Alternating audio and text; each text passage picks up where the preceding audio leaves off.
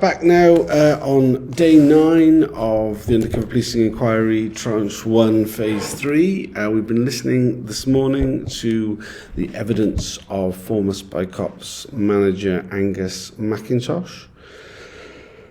Like many, he's been fairly articulate in his responses. I'm sure he's covering many things. He does say that there was consideration given to the sex relationships, which was more than the others have said. But he claimed, he talked about facts of life and the fact they need to be married for that reason, which the others tried to skirt around.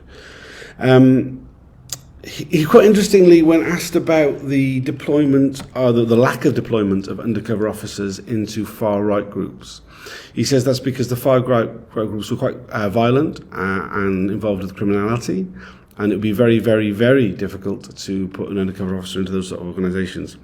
He also said that it was impossible to get a large amount of information about the far-right from the infiltration of the far left, because the far left were so interested into what the far right were up to, which is a horrendous fucking line. Jesus Christ. He's still giving evidence right now, actually. In fact, because I've got the feed of what is going out.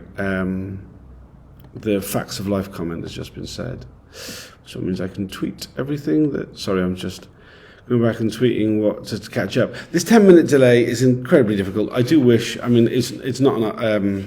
I do wish we didn't have it, for one, which I don't think it's going to change.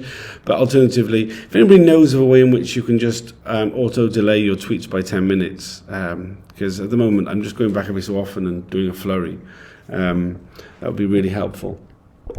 Other than that, Angus McIntosh he's talked about the relationship with the security services. He claims that it would have been mostly above his pay grade, as it were, more senior officers than him involved in it. Let's have a look. He didn't have, like so many, there's limitations to his training. There's no kind of handover. So on about the alcohol point, he says that the only concern was drink driving. And this was a significant concern, apparently, because if they lost their license, then they'd lose their job. You'd think that they wouldn't be, that it wouldn't need underlining so much, but he seemed to think that it would. He brought it up twice, that drink driving was the main area of concern for undercover officers. It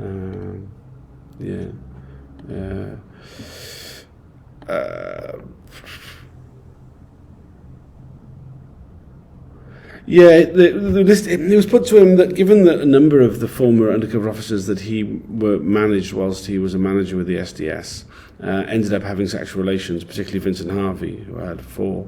It's put to him that he wasn't particularly strict with his directions towards them considering sexual liaisons, which seemed to quite offend him. He was like, I was strict.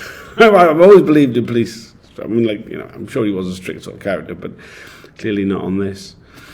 Other than that, he said there was no limit to the type of intelligence that was gathered. It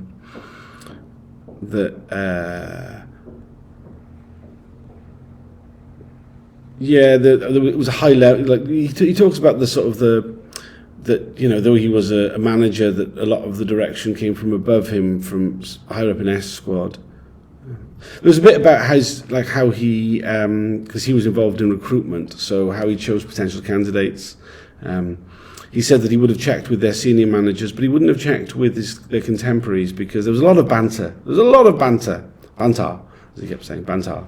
There was a lot of banter, because these were men, and men have banter all the time, which I suppose is true enough. But he says that he wouldn't take too much stock with what banter was said, because it may not be true, or and that you needed also that it was quite Smash Bros was quite small, and there were a lot of cliques, and asking the opinion of an officer from his contemporaries maybe would be from those other members of those cliques, and you couldn't trust them.